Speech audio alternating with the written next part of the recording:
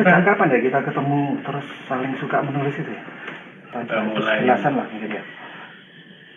2011, 2012 mungkin ya. Ya, sekitar itu. Tapi kalau menulisnya sendiri kan mestinya jauh sebelum itu ya? Prosesnya dari suka membaca sih ya. Saya kan dulu suka membaca. Dari membaca itu kemudian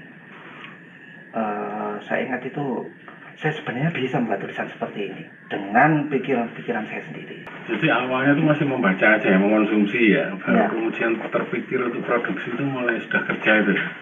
Ya, terutama setelah membaca tulisannya Y.B. Mangunwijaya atau sering dipanggil dengan Romo Mangun. Beliau itu bisa menuliskan sesuatu yang sulit itu dengan bahasa yang sangat sederhana. Misalnya tentang nuklir, tentang apa. Itu kan harusnya bahasa yang sangat sulit. Tapi itu bisa ditulis dengan enak, sederhana, dan orang awam yang buta nuklir, buta fisika seperti saya ini bisa memahami. Dari situ akhirnya terbit, kok kayaknya saya bisa juga ya menulis seperti ini. Gitu. Menarik. Pertama yang ditulis, mulai tulisan asli itu apa formatnya? Kan bisa fiksi, non-fiksi, atau apa ya? Justru setelah ada medsos, saya nggak pernah nulis non-fiksi. Nggak pernah nulis fiksi. Selalu saya berpikir apa, pendapat saya apa, itu saya tulis. Tapi kan kalau saya lihat walaupun non-fiksi, tapi kan ada sebuah cerita, ada narasi, ada ini kan ya. Waktu itu saya sebatas saya mengomentari tulisan orang sebenarnya. Saya baca tulisan orang seperti ini, saya punya opini pribadi, saya tulis. Tapi ternyata kekuatan tulisan itu bukan di situ. Kekuatan tulisan justru cerita kita sendiri. Betul. Kita masa kecil, kita ketemu orang diceritakan. Sebenarnya sama, kita pendekatannya mungkin enggak terlalu beda ya. Jadi kalau saya itu mengawalnya juga dari membaca format apapun, mulai komik, cerpen dan lain sebagainya. Lupus, masih ingat kan waktu itu Lupus, terus ada serial-serial yang lain. Dari situ itu ada, kok bisa ya orang bikin gini, tapi kan nggak kebayang waktu itu kan kata penulis sendiri itu kan bukan sesuatu yang umum ya, orang jadi penulis itu kan sudah kelasnya wah gitu, kita nggak nyangkau lah. Nah, dari situ itu kan kemudian ada keinginan dan mencoba, tapi ya formatnya masih kacau lah. Sebenarnya waktu SMA itu saya sudah mulai menulis. Ingat nggak kita pernah bikin blog loh. Dari situ saya jadi belajar sesuatu dari situ. Nah, di situ sebenarnya saya belajar menulis sesuatu secara fokus ke apanya itu. Jadi saya cenderung ke biografi. Jadi musisi siapa itu saya ceritakan awalnya. Nah, Anda karena di situ sudah kerja di kapan lagi toh? Itu cenderung dari musisi ini yang spot yang paling menarik. Nah, itu Anda tahu. Sebenarnya saya belajar dari kamu banyak sekali di situ. Tapi mungkin tuntutan pekerjaan juga ya. Nah, itu proses panjang. Jadi awalnya itu kan kalau masih ingat tulisan-tulisan saya yang fiksi yang awal itu kan sebenarnya bukan sebuah cerita ya, tapi momen atau kesan dalam satu cerita utuh. Jadi bukan cerita utuhnya itu sendiri kan, hanya satu bagian. Mungkin waktu itu tuntutan ekonomi ya, jadi karena penghasilan kurang terus pikir gimana ya nyari duit. Akhirnya kepikir untuk nulis di Jawa Pos. Dulu ada di Jawa Pos itu kita dikasih spot satu kolom itu untuk resensi musik, resensi kaset ya, resensi film juga, dan itu bebas, nggak harus yang baru. Tapi nggak langsung begitu dimuat dapat duit. Jadi dalam 1 bulan itu akan dipilih siapa dari 4 minggu ini yang layak mendapatkan uang. Sempat sih saya dapat uang dari situ. Di situ mulai berpikir kan nggak mungkin nulis pesan aja kan, jadi kan harus ada satu pesan, ini resensi. Nah itu mulai, dan itu juga yang mengantar ke kapan lagi yang akhirnya saya belajar banyak di sana. Tapi saya belajar juga dari kamu, dari tulisanmu itu kan sebenarnya awalnya lebih panjang dari aku kan. Tulisanku lebih pendek kan, tulisanmu yang lebih panjang. Di situ aku mulai mikir harusnya bisa dong ini lebih panjang. Masa cuma segitu aja? Tapi ada yang membedakan. Kamu kerja di kapan lagi kan sudah mengalami sehari harus nulis berapa artikel, suka nggak suka harus nulis itu. Itu kan nulis jadi semacam rutinitas ya, pekerjaan betul. Tapi passionmu mungkin nggak di situ juga ya. Mungkin saya nggak mampu seperti itu. Iya, jadi aku dulu sempat berada di titik itu atau lebih tepatnya menjelang ke titik itu. Jadi kan ada tugas sehari misalnya kuotanya harus nulis sekian tulisan untuk otomotif, untuk teknologi dan lain sebagainya gitu ya. Terus saya merasa ini karena aku belajar dari kamu waktu itu kan kamu bilang ngeband itu asik, main musik itu asik. Kayak pada saat dibayar dan kita dipaksa itu jadi nggak fun. Hobi jadi pekerjaan. Jadi nggak fun. Aku mulai mikir, wah aku nggak mau jadi itu juga dong, nggak mau lah.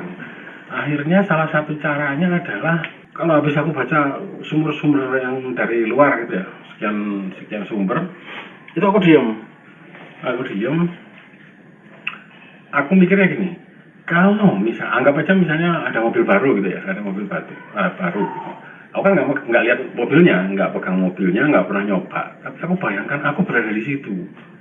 Aku megang mobilnya, ngelihat mobilnya, terus dari mobil ini yang menarik apa? Baru kemudian aku tulis, faktanya baru aku cek ulang ke sumbernya tadi. Dari situ aku fun akhirnya.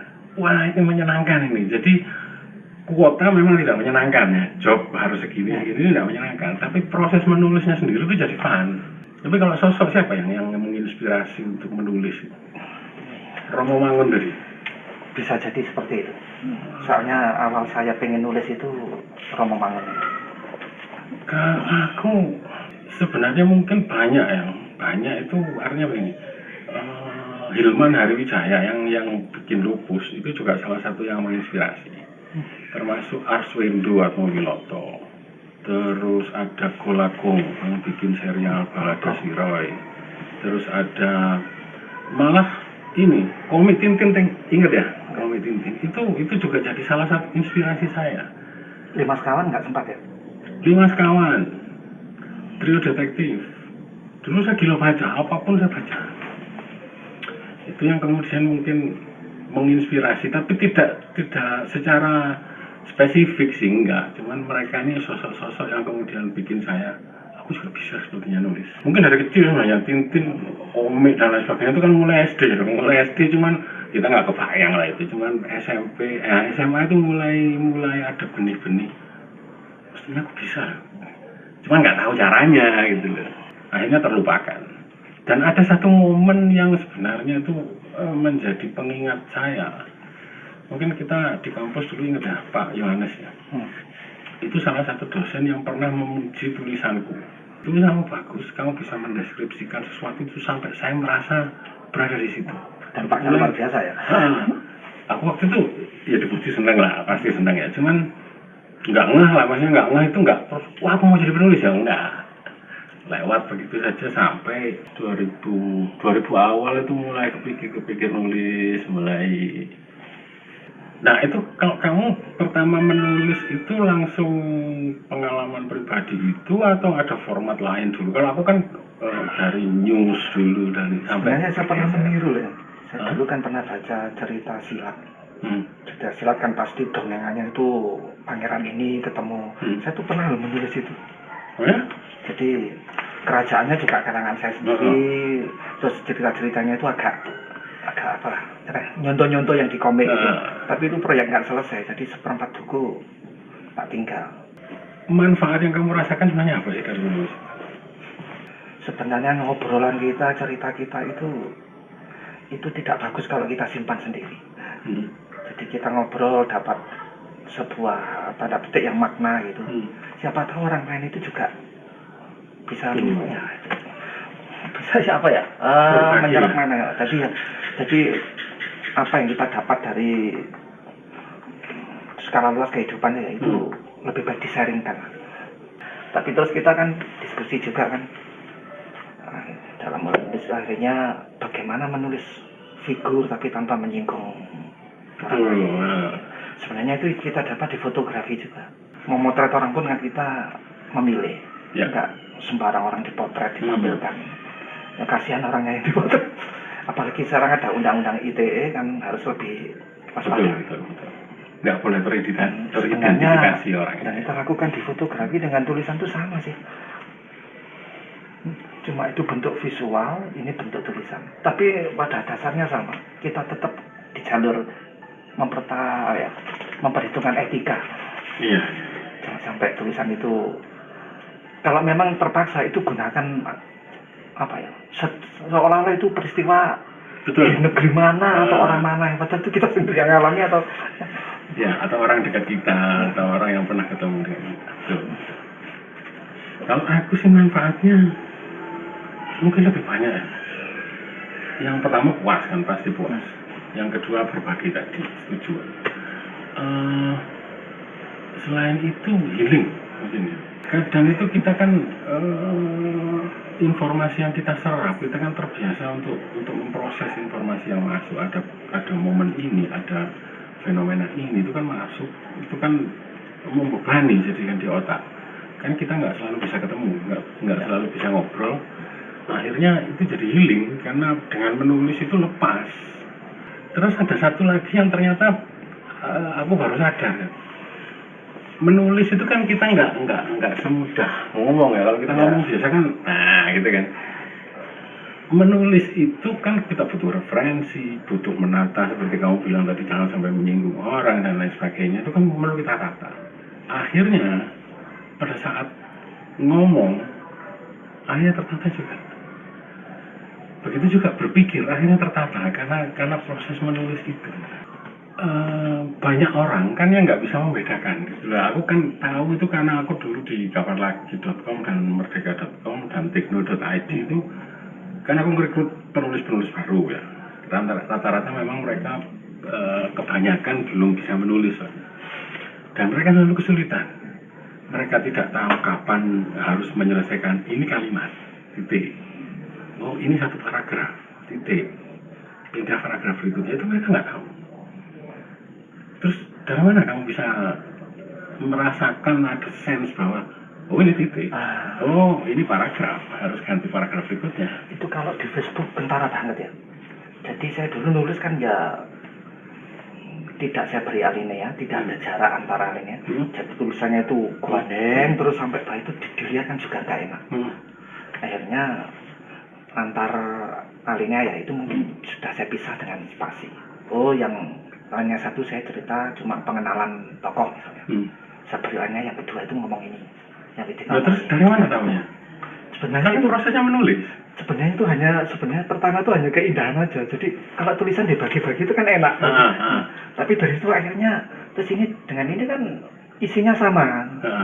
Jadi akhirnya dari situ mulailah. Oh kalau gitu tiap lainnya ini di satu pemikiran. Pokok pikiran gitu. Tapi awalnya itu sebenarnya hanya dari visual. Jadi kalau tulisan dibagi-bagi kan enak dilihatnya. Orang minat membacanya juga tinggi daripada yang gandeng. Tapi itu nggak bisa semua orang merasakan itu loh. Tapi mungkin sebenarnya kita sama melakukan proses penulisan yang sama itu mungkin karena kita sama-sama pembaca. Kita punya banyak referensi tulisan dan kita kan membaca dengan menikmati, bukan sekedar membaca cari informasi. Kan ada membaca itu hanya skimming cari informasi penting.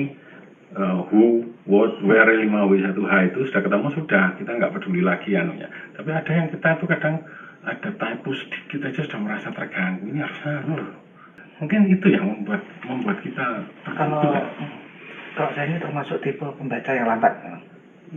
Artinya saya membaca novel. Kalau orang lain mungkin seminggu selesai lah. Saya mungkin perlu waktu lebih lama dari itu. Tapi dengan membaca pelan itu hanya kan bisa menikmati, bisa meresapi, bisa mendapatkan sebenarnya pesannya apa sih, gitu kan ya? Iya, terutama kalau novel bahasa Inggris, saya itu sering tertambat di cara mereka menata kata-katanya itu. Kalau mengungkapkan itu cara yang praktis ini gitu.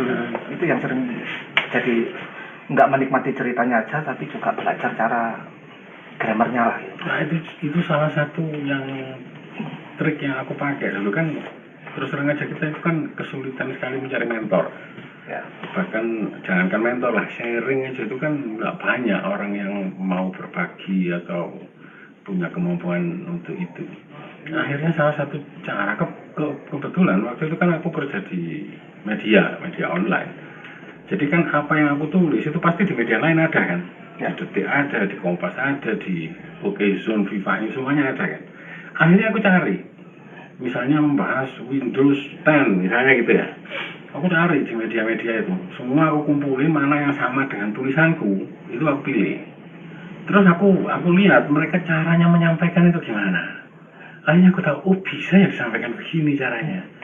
Dari situ aku mulai berkembang. Jadi akhirnya kejenuhan untuk belajar karena mentok nggak ada mentornya itu teratasi dengan cara itu. Iyalah, kita belajar dari orang lain.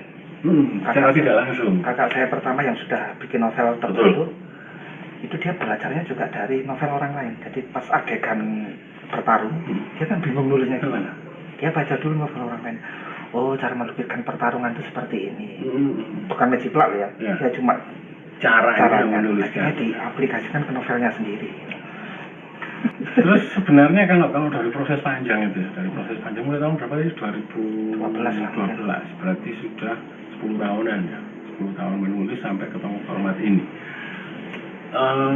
Kalau disederhanakan, sulit nggak proses itu? Tidak sulit ya? Kenapa? Alasannya nggak sulit? Kenapa Pak? Karena sebenarnya mungkin dikembalikan dulu ya. Tulislah apa yang benar-benar Anda tahu, Anda alami, dan Anda rasakan.